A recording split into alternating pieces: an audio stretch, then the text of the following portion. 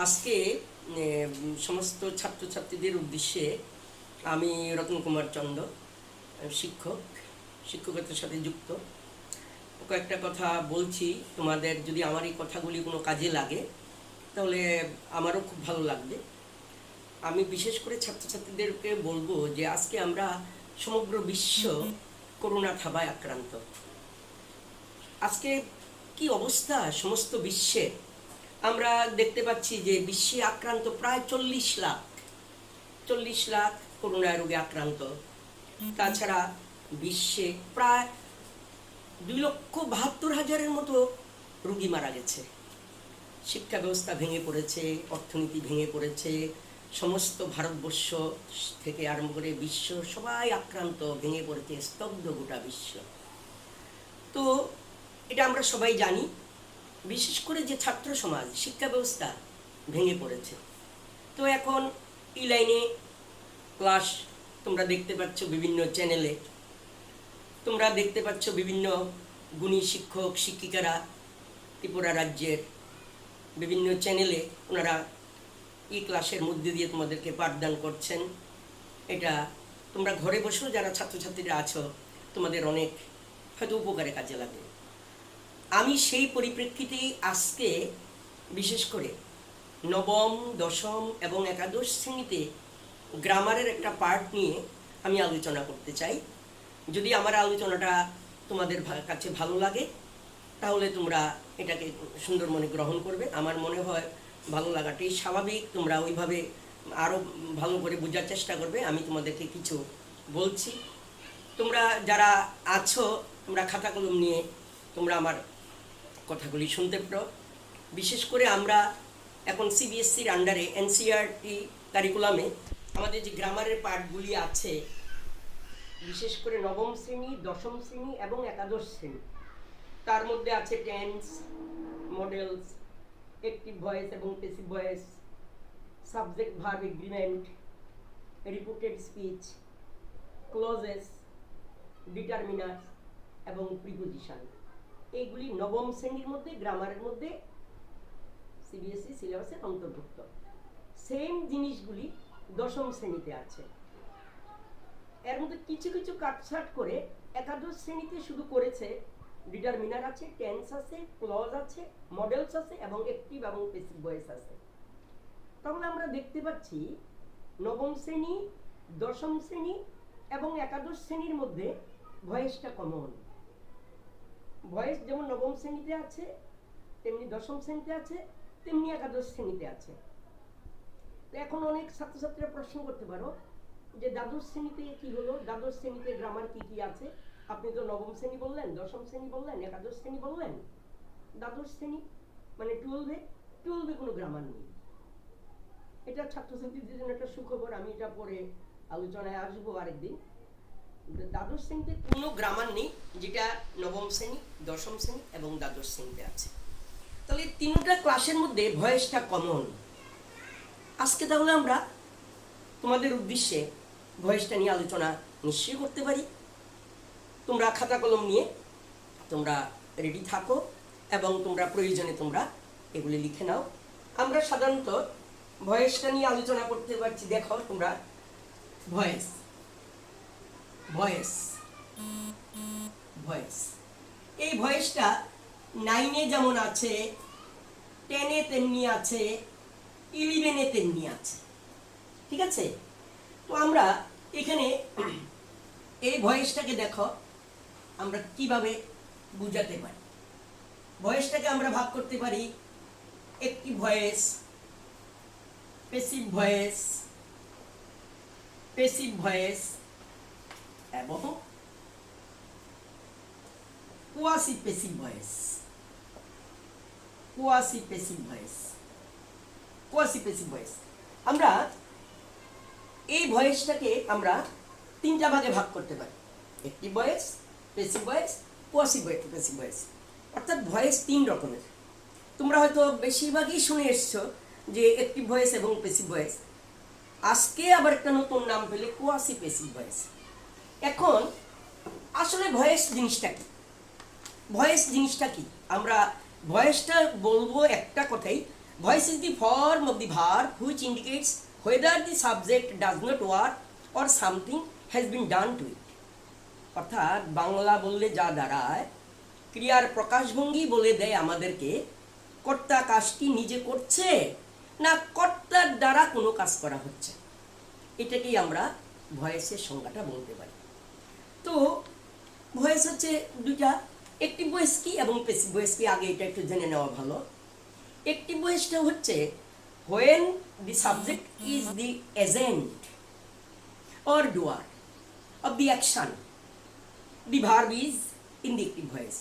অর্থাৎ কর্তা যখন নিজেই কাজটি করে তাকে আমরা অ্যাক্টিভ ভয়েস বলি। আর প্যাসিভ ভয়েস ঠিক তার উল্টোটা। প্যাসিভ ভয়েস হচ্ছে কর্তার কাজটা অন্যভাবে ঘুরিয়ে যদি বলা হয় তাকে আমরা এটা প্যাসিভ ভয়েস বলতে পারি। অর্থাৎ when the subject is the target or undergoer of the action, the verb is said to be in the passive voice. এখন এক্সাম্পল দিলে আমরা বলতে পারি, একটু এক্সাম্পল দিচ্ছি তোমাদেরকে, what is active voice and what is passive voice. যেমন active voice, Bipin eats rice. আমি ফর্মুলাগুলি পড়ে যাচ্ছি, তোমাদেরকে বলছি। বিপিন ইটস রাইস, বাংলা অর্থ কি দ্বারা? বিপিন ভাত খা।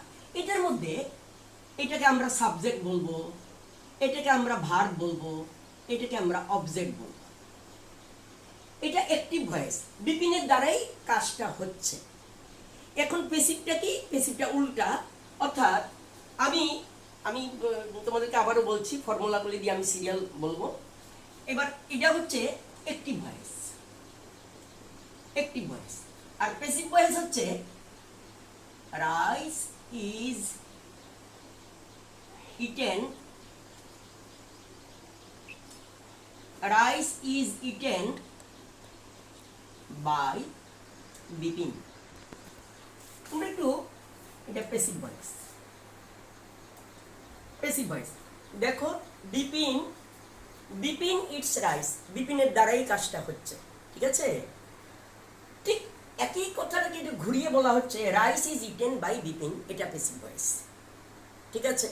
এখন আমাদের প্রশ্ন থাকবে যে বিশেষ করে কখন অ্যাক্টিভ থেকে আমরা প্যাসিভ করতে পারি, তার কি কি নিয়ম কানুন আছে, আমরা এটাই তোমাদেরকে আজকে বুঝিয়ে বলবো। এই জিনিসটাকে তোমরা এত সুন্দরভাবে মনে রাখার চেষ্টা করবে, আমরা কখন কি কিভাবে আমরা অ্যাক্টিভ থেকে প্যাসিভে নিতে পারি। দেয়ার আর সাম রুলস অফ ভয়েসেস। আমরা রুল 1, প্রথমে রুল 1 নিয়ে আলোচনা করছি। বিশেষ করে মনে রাখবে, আমি একটা উদাহরণ দিয়ে তোমাদেরকে বলছি। যদু ate রাইস, যদু ভাত খেয়েছিল, ঠিক আছে? এখন আমার টেন্স জানতে হবে। সবসময় রুল 1-এ দাঁড়াচ্ছে, রুল 1 অ্যাক্টিভ ভয়েসের এটা হচ্ছে সাবজেক্ট, এটা হচ্ছে ভার্ব, এটা হচ্ছে অবজেক্ট। অ্যাক্টিভ ভয়েসে যখন অবজেক্ট থাকে এটা প্যাসিভ ভয়েসে সাবজেক্ট হয়, এবং অ্যাক্টিভ ভয়েসে যেটা সাবজেক্ট থাকে প্যাসিভ ভয়েসে এটা অবজেক্ট হয়। তো আমরা এই রাইসটাকে যদি আমরা এইখানে আনি, রাইস, এটা অবজেক্টটা সাবজেক্ট হলো, কিন্তু আমরা প্যাসিভ করছি, মনে রাখবে তোমরা। এবার আমাদের একটা অক্সিলিয়ারি ভার্ব বসাতে হবে, একটা ভার্ব। অক্সিলিয়ারি ভার্বগুলি কি? Am, is, are, was, were, has, had, had ইত্যাদি। তো এখানে একটা টেন্স, মুড, পার্সন অনুসারে, এটা যেই টেন্সে অ্যাক্টিভ ভয়েসটা থাকে, সেই টেন্স অনুসারে, সেই মুড অনুসারে আমাদের এখানে একটা ভার্ব লাগবে। এটা পাস্ট টেন্স আছে, তোমরা লক্ষ্য করো। পাস্ট টেন্স হলে এবার আমরা এখানে একটা ভার্ব বসাবো। তো এখন এখানে প্রশ্ন করতে পারো, এখানে দেখো রাইস ওয়াজ হবে, এখানে রাইস ওয়াজ হবে। তোমরা আমাকে প্রশ্ন করতে বলে, স্যার রাইসটা তো অনেকগুলি। হ্যাঁ, তোমরা কি পড়োনি? তোমরা কি জানোনি যে যেগুলি গণতে পারি না আমরা যেগুলিকে কাউন্ট করতে পারি না, আমাদের ইংরেজিতে এগুলিকে আনকাউন্টেবল নাউন হিসাবে আমরা বিবেচনা করে থাকি। রাইস হচ্ছে একটা আনকাউন্টেবল নাউনের উদাহরণ। তো সেখানে এটা টেন্স আছে পাস্ট টেন্স, সুতরাং এখানে রাইসের পরে আমার এখানে একটা ভার্ব বসবে ওয়াজ, যেহেতু এটা সিঙ্গুলার, রাইসটা সিঙ্গুলার, রাইস ওয়াজ। এইবার এই যে ভার্বটা, এইট ভার্বটার পাস্ট পার্টিসিপল করতে হবে, রাইস ওয়াজ, এইটার পাস্ট পার্টিসিপল মানে কি eat eaten, rice was eaten by. এবার ওই দেখো এটা চলে আসবে এখানে বাই যদি, হ্যাঁ তাহলে কি দাঁড়ালো, রাইসটা অবজেক্টটা সাবজেক্ট হয়ে আসলো, তারপরে এখানে একটা টেন্স মোড পারসন অনুসারে একটা ভার্ব বসলো, তারপরে যে এইট যে মূল ভার্বটা আছে, প্রিন্সিপাল ভার্বটা আছে, মূল ভার্বটার পাস্ট পার্টিসিপল এখানে ইটেন করলাম, যা হবে মানে পাস্ট পার্টিসিপল অর্ডার, শুধু এরকম লক্ষ লক্ষ ভার্ব আছে, সেই পাস্ট পার্টিসিপল ফর্মটা যা হয় তোমরা তা বসাবে, রাইস ওয়াজ ইটেন। এরপর একটা প্রিপোজিশন বসাতে হবে বাই এর পরে ওই যে সাবজেক্টটা ছিল এটা অবজেক্ট হিসাবে এখানে চলে আসবে, তাহলে rice was eaten by Jadu. তাহলে আমরা কি শিখলাম, প্রত্যেকটি ভয়েড চেঞ্জের অবজেক্টটা সাবজেক্ট হিসাবে আসবে, সাবজেক্টটা অবজেক্ট হিসাবে চলে যাবে, আর মাঝখানের যে জায়গাটা এখানে সেই অবজেক্টটা সাবজেক্ট হিসাবে বসানোর পর একটা ভার্ব বসাতে হবে। তাও এটা ভার্ব আন্তাজি বসালে হবে না, এটা খুব চিন্তাধারা করে বসাতে হবে। তোমাকে প্রথমে দেখতে হবে এটা কোন টেন্সের উপরে একটি ভয়েসটা আছে, সেই একটি ভয়েসটাকে কেন্দ্র করে এখানে ভার্বটা বসাতে হবে, এখানে বসলো ওয়াজ। তারপরে যে মূল ভার্বটা আছে এটার পাস্ট পার্টিসিপলটা বসাতে হবে, যা হয় তা, এইটার পাস্ট পার্টিসিপল এখানে ইটেন, তারপর প্রিপোজিশন বাই, তারপরে যদু কথাটা অবজেক্ট হিসাবে যাবে, সেখানে অবজেক্টের আগে দিয়ে আমরা বাই বসালাম। এইগুলো একটি ভয়েস থেকে প্যাসিভ ভয়েস। এরপরে আমরা আরেকটা উদাহরণ দিচ্ছি, দেখো একটু লক্ষ্য করো তোমরা।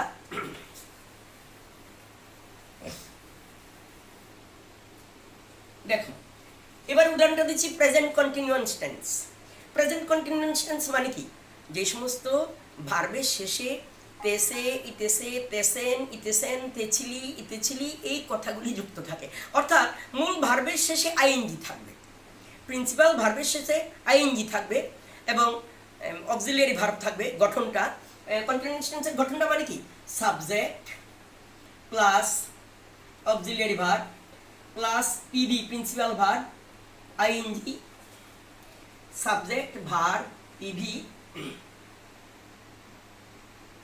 Plus object. এটা হচ্ছে কন্টিনিউয়াস টেন্সের স্ট্রাকচার। তো এখানে আমরা দেখো দে আর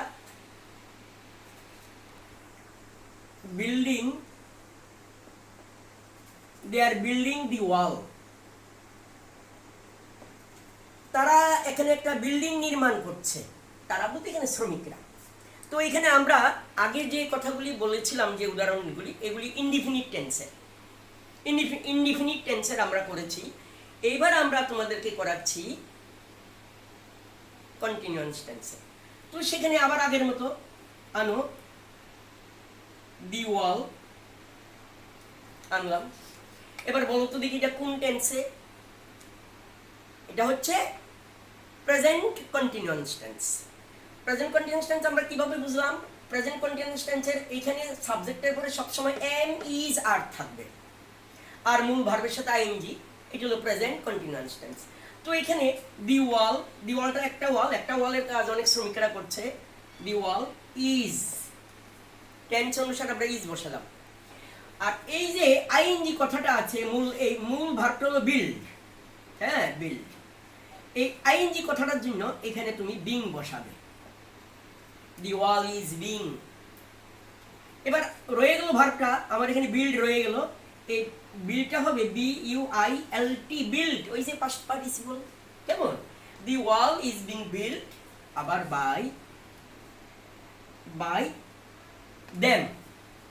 দেম। এখন তোমরা একটা জিনিস লক্ষ্য রাখো, বলে স্যার আমরা এইভাবে কিভাবে মনে রাখবো যে এটা তো প্রনাউনটা পরিবর্তন করে আপনি আনলেন। দেখো আমি একটা টেবিল এখানে বলে দিচ্ছি, অ্যাক্টিভ, মনে করো এখানে অ্যাক্টিভ আছে, এখানে প্যাসিভ আছে, প্যাসিভ। যদি এখানে হি থাকে প্রনাউন, এটা প্যাসিভ ভয়েসে পরিবর্তন হয়ে হবে হিম। অ্যাক্টিভ ভয়েসে যদি সি থাকে, প্যাসিভ ভয়েসে পরিবর্তন হয়ে হবে হার। প্যাসিভ ভয়েসে যদি অ্যাক্টিভ ভয়েসে যদি আই থাকে, প্যাসিভ ভয়েসে হবে মি। অ্যাক্টিভ ভয়েসে যদি দে থাকে, প্যাসিভ ভয়েসে হবে দেম।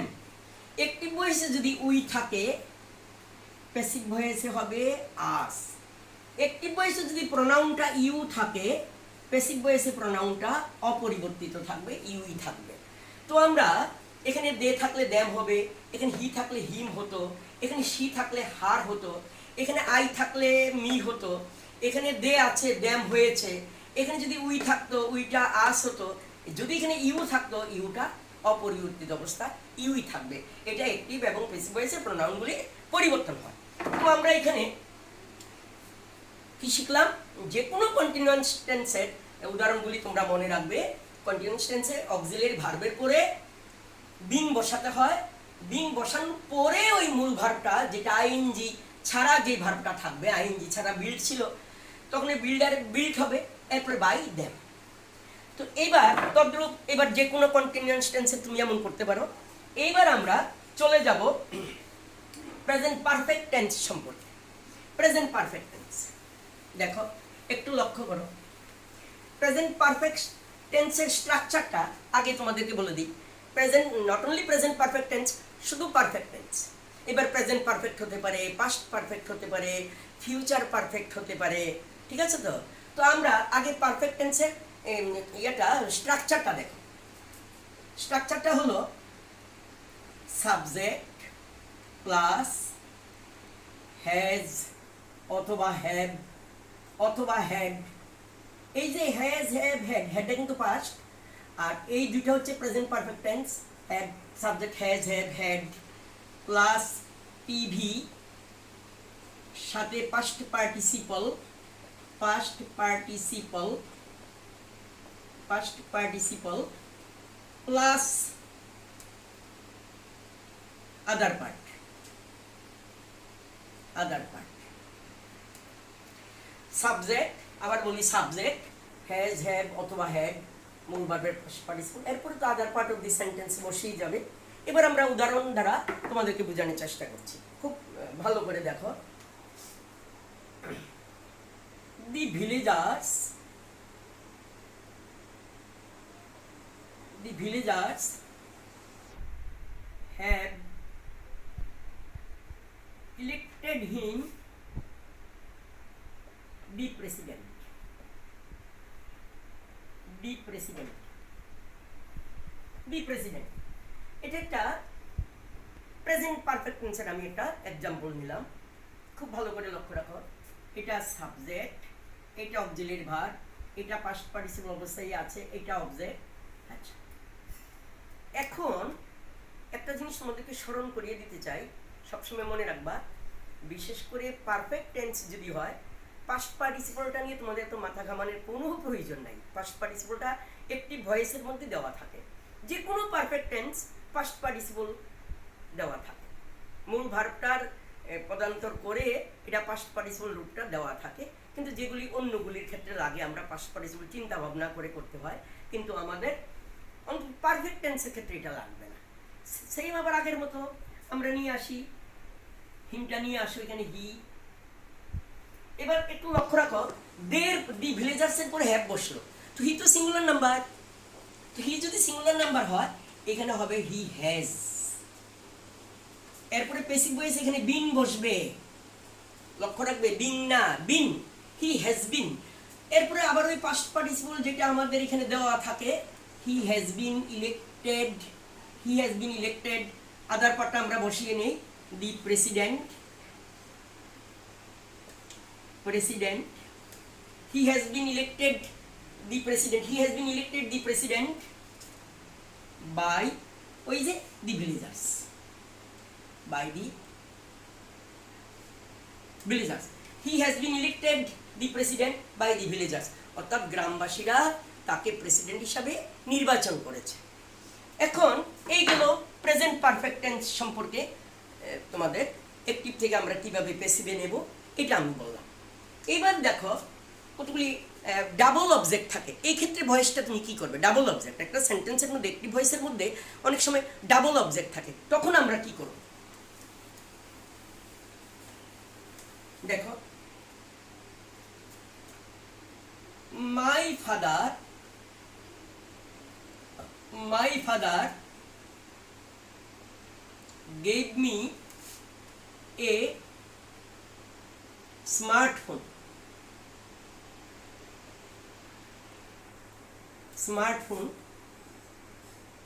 on my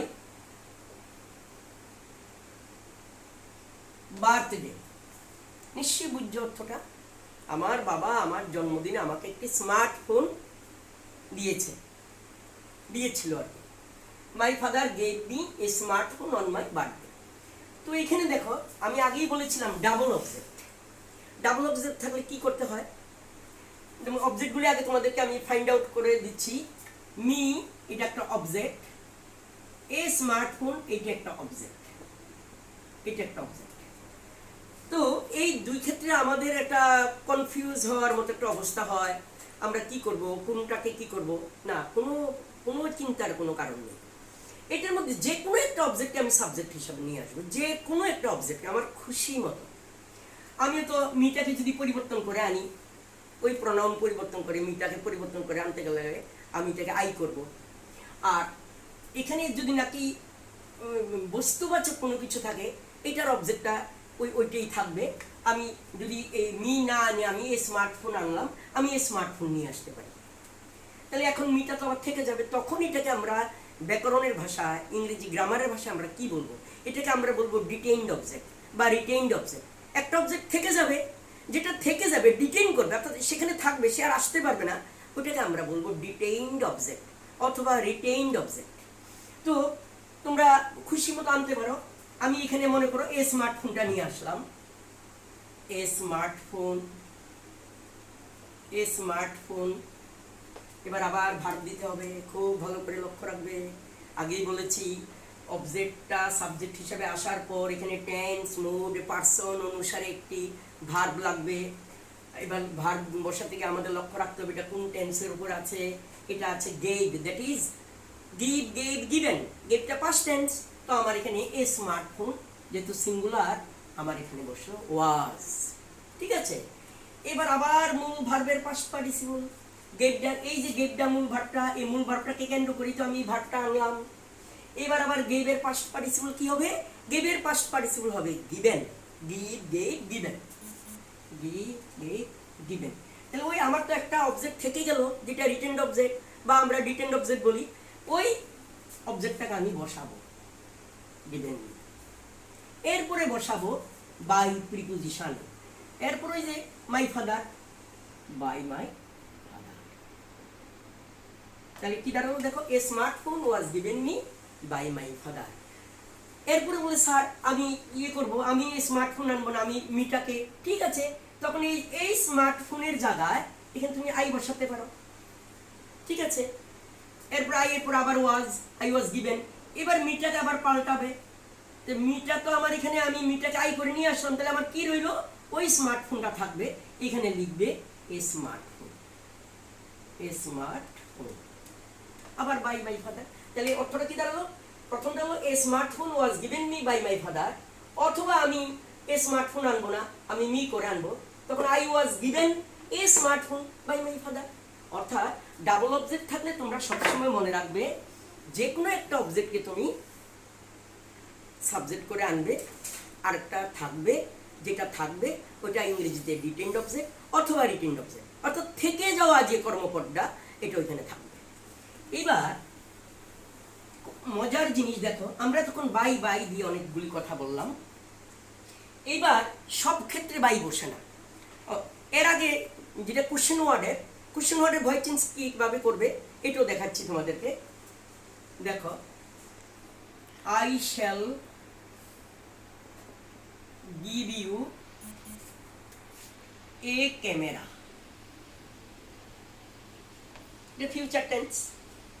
এটা future tense. I shall give you a camera, সেই আগের মতো টেন্স অনুসারে ভার্বটা পাল্টাবে, আর কিচ্ছু না। এবার আনলাম এ ক্যামেরা এই ক্যামেরা কিন্তু একটা ক্যামেরা সিঙ্গুলার। আর এর সাথে শেল বসলো থার্ড পারসন, এই ক্যামেরা থার্ড পারসন, তো থার্ড পারসন এই ফিউচার টেন্স কি হয়, এই ক্যামেরা উইল বি বসবে। তা আবার সেই গিভ মূল ভার্বটা আছে, তো গিভের পাস্ট পার্টিসিপলটা কি হয়, গিভ গেভ গিভেন, এই ক্যামেরা উইল বি গিভেন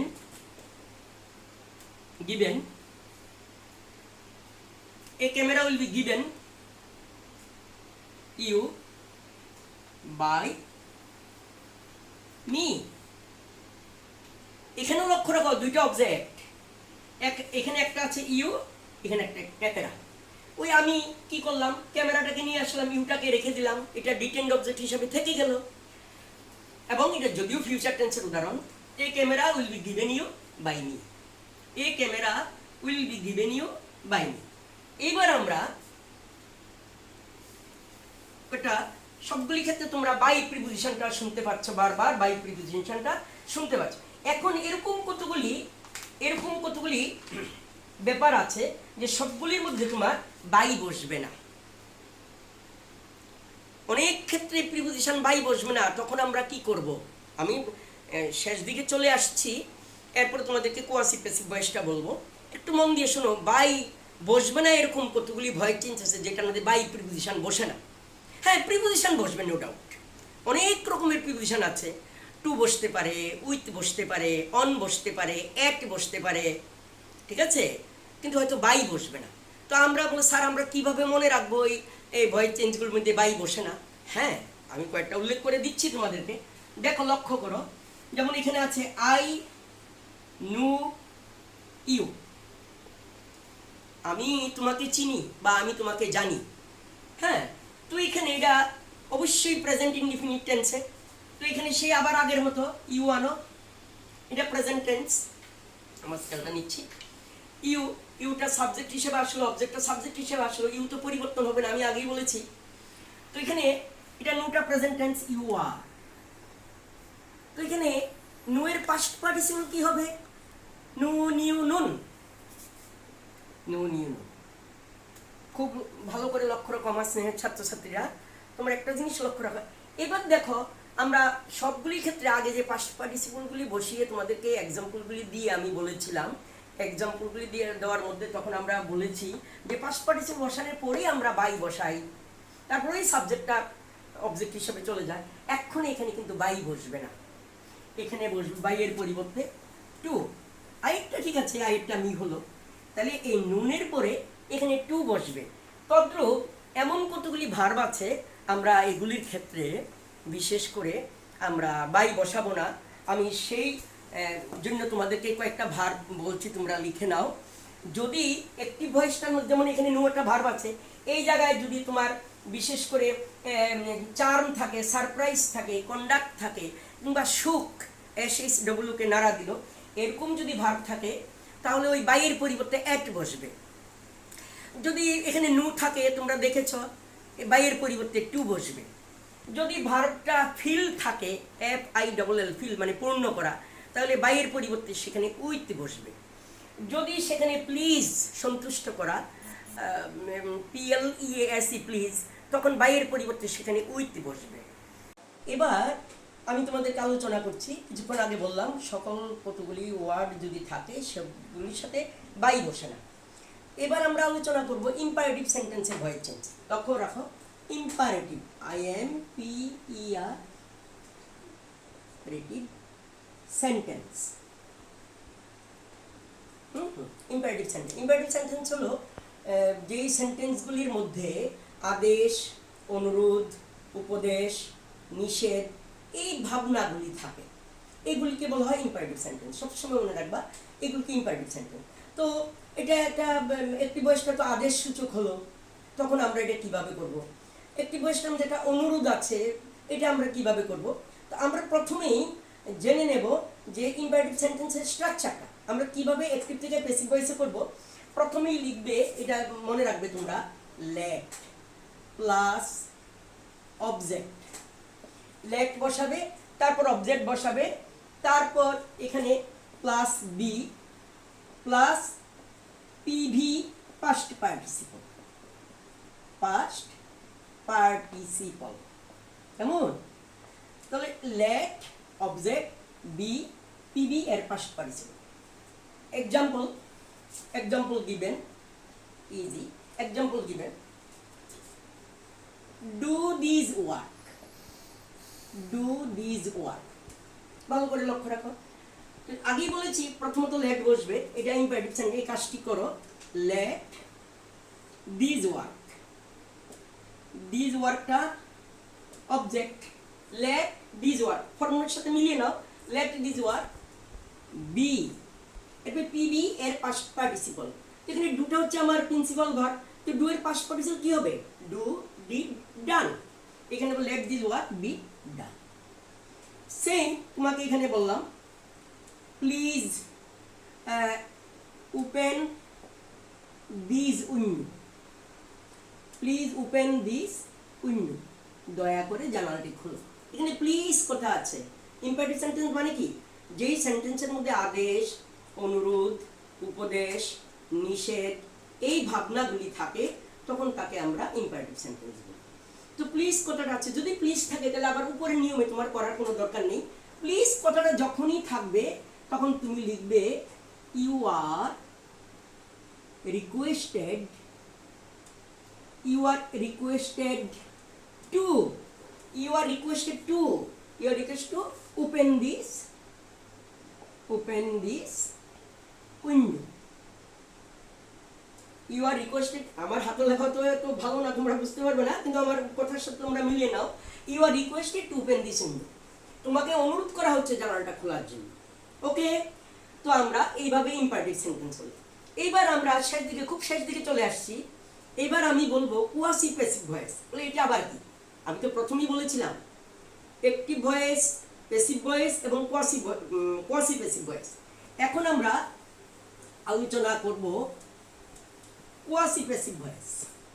এটা জিনিসটা কি? QUASI, quasi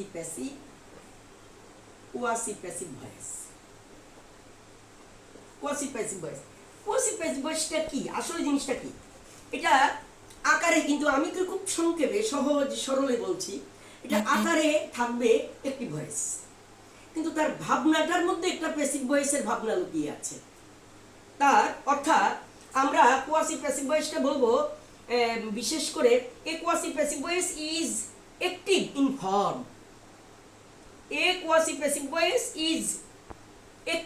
form, but passive in same. কিন্তু সেম এটা প্যাসিভও হয়। এমন আমরা কতগুলি কথা বলি না, চিনি খুব মিষ্টি, তারপর মধু খুব মিষ্টি, কুঞ্জাইন খেতে তিতা, আমরা এই কথাগুলি বাংলা বলি তো। এইটার মধ্যেই দেখো, আমি যেমন উদাহরণ দেখো, সুগার ইজ সুইট, চিনি মিষ্টি। তো এখন তো একটা মহাফের সাথে পড়া গেল। আমি এখন আবার যদি আনি সুইট ইজ সুগার, মানুষ হাসবে, বলছে মা এটা আবার কি কথা, সুগার ইজ সুইট। এখন এইটা হচ্ছে কোয়াসি প্যাসিভ ভয়েস। আমার এটার মধ্যে অ্যাক্টিভও আছে, প্যাসিভও আছে, মিশানো আছে। তো আমরা এইটা যখন প্রশ্ন থাকবে, আচ্ছা বলো তো দেখি তোমরা সবাই, সুগার ইজ সুইট কখন চিনি মিষ্টি? নিশ্চয়ই এটা যখন স্বাদ পাও, তাই তো? তো আমরা লিখব sugar is sweet when it is tasted, ঠিক আছে? যেমন দেখো, হানি ইজ সুইট, এটা 1 নাম্বার উদাহরণ, এটা 2। হানি ইজ সুইট, মধু মিষ্টি। সেম আগে এটা লিখবে, হানি ইজ সুইট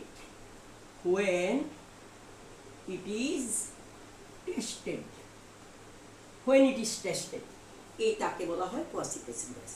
এখন আমরা খুব শেষ ইয়েতে চলে আসছি, আমরা ভয়েসের চ্যাপ্টারটাকে আমরা শেষ করব। আরও অনেক আলোচনার আছে। এখন তোমাদের কাছে যাদের কাছে ভালো লেগেছে বা ভালো লাগবে, তোমরা এটাকে শেয়ার করতে পারো, তোমরা এটাকে লাইক করতে পারো, তোমরা এটাকে সাবস্ক্রাইব করতে পারো। এরপরে যদি কারোর কোনো বিশেষভাবে মন্তব্য করার জন্য বা কেউ আরও বিশেষ করে জানতে চাও, তোমরা আমার এই অংশটার মধ্যে তোমরা কমেন্ট বক্সে কমেন্ট লিখে দেবে। আমি যথাসাধ্য চেষ্টা করব তোমাদের সেই কমেন্ট বক্সে উত্তরটা দিয়ে দেওয়ার জন্য।